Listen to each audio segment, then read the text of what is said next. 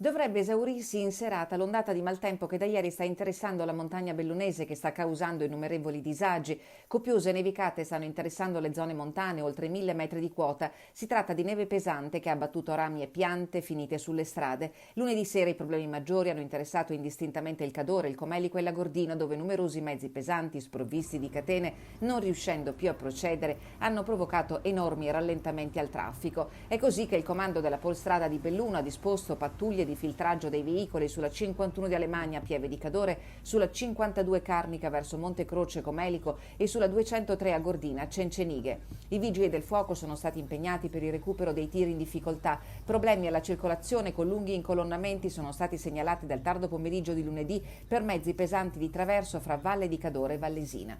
Tutti i passi dolomitici sono chiusi per neve. Nel pomeriggio è stata riaperta la 49 Misurina Carbonin, chiusa in mattinata per consentire le operazioni di pulizia e i mezzi sgombraneve. Il maltempo ha provocato alcuni blackout a Borca di Cadore e a San Vito, che Enel ha risolto in mattinata. Le condizioni meteo avverse hanno costretto i gestori degli impianti di risalita dell'area di Cortina a fermare l'attività in attesa di un miglioramento. Sono perciò chiuse le stazioni dei Monti Falori e Cristallo e del Lagazzuoi. Gli impianti funzionanti di Tofana e Pocol da ieri hanno limitato il numero massimo di passeggeri nelle cabine per rispettare le distanze minime fra gli occupanti stabilite dalle disposizioni in materia di contenimento del contagio da coronavirus.